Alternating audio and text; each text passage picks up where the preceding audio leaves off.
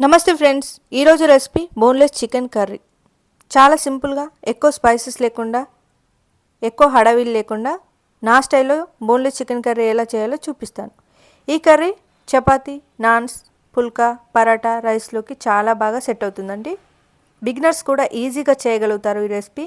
ఇంకెందుకు ఆలస్యం, వెళ్దామా ప్రాసెస్లోకి. ముందుగా 1/2 kg చికెన్ని తీసుకుందాం. దీన్ని 2-3 సార్లు నీట్గా వాష్ చేసుకుందాం.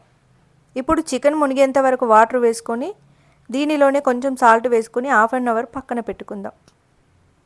స్టవ్ పైన ప్యాన్ పెట్టుకొని ఇప్పుడు ఆయిల్ వేసుకుందాం. ఆయిల్ హీట్ అయిన తర్వాత ఒక పెద్ద సైజు ఆనియన్ని తీసుకొని చిన్న ముక్కలుగా కట్ చేసుకొని వేసుకుందాం. దీనిలో 2 లవంగాలు, 2 యాలకులు, 1 చెక్క, 1 బగారా ఆకు వేసుకొని వేపుకుందాం. దీనిలోనే 4-5 జీడిపప్పు పలుకులు వేసుకొని లో ఫ్లేమ్లో వేపుకుందాం. కర్రీ మొత్తంగా ఇదే మసాలా సరిపోతుంది. మనం వేరే మసాలా ఏమీ వాడం. జాగ్రత్తగా లో ఫ్లేమ్లో పెట్టుకొని వేపుకోండి. ఇప్పుడు దీన్ని పక్కన తీసుకొని అదే ఆయిల్లో 2 మీడియం సైజ్ టమాటాలని ముక్కలుగా కట్ చేసుకొని వేసుకుందాం. ఈ టమాటాలని కూడా లో ఫ్లేమ్లో మగ్గనివ్వాలండి.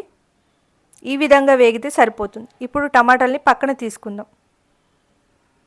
ఈ మసాలా మొత్తం మిక్సీ జార్లో వేసుకుందాం. మసాలా చల్లారిన తర్వాత మిక్సీ చేసుకుందాం. ఈ విధంగా మెత్తటి పేస్ట్లో చేసుకుంటే సరిపోతుంది. ఇప్పుడు అదే ఆయిల్లో ఒక మిర్చి 2 ముక్కలుగా కట్ చేసుకొని వేసుకుందాం. అలాగే కొంచెం అల్లం వెల్లుల్లి పేస్ట్ వేసుకుందాం. అల్లం వెల్లుల్లి పేస్ట్ పచ్చి వాసన పోయేంత వరకు వేపుకుందాం. ఇప్పుడు దీనిలోనే కొంచెం పుదీనా వేసుకుందాం.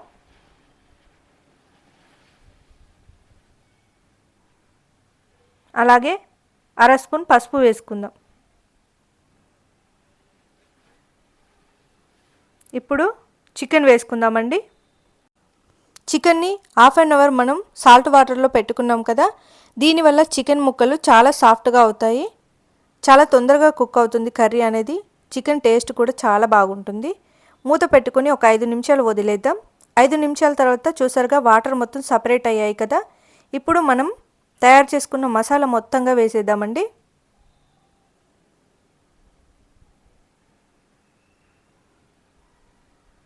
ఈ మసాలా మొత్తం చికెన్కి పట్టేలాగా కలుపుకుందాం.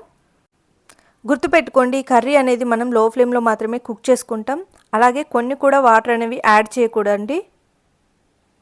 ఇప్పుడు రుచికి తగినంత సాల్ట్ వేసుకుందాం. అలాగే కారం కూడా వేసుకుందాం. ఎవరి స్పైస్ లెవెల్స్కి తగ్గట్టు వాళ్ళు కారం వేసుకోండి.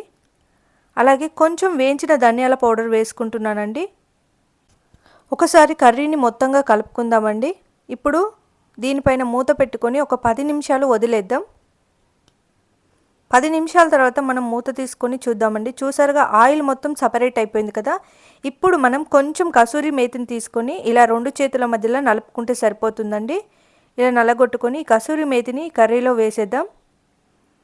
అలాగే కొంచెం కొత్తిమీర కూడా వేద్దామండి. ఈ కర్రీలో కసూరి మేతి కంపల్సరీగా వేయాలండి. కసూరి మేతి వల్ల కర్రీ యొక్క టేస్ట్ పెరుగుతుంది. అదేంటి చికెన్ మసాలా వేయలేదు, గరం మసాలా వేయలేదు, ఈ కర్రీ బాగుంటుందా అని డౌట్ వచ్చింది మీకు? ఒక్కసారి ట్రై చేయండి. మసాలాలన్నీ పక్కన పడేసి మళ్ళీ ఇదే కర్రీ చేసుకొని తింటారు. ముక్క కూడా చాలా జ్యూసీగా చాలా టేస్టీగా కుదురుతుందండి ఈ curry. As it is follow అవ్వండి. అలాగే ఈ వీడియో మీకు నచ్చితే ఒక లైక్ చేయండి. నా ఛానల్ని సబ్స్క్రైబ్ చేసుకొని నన్ను సపోర్ట్ చేయండి. Thank you so much.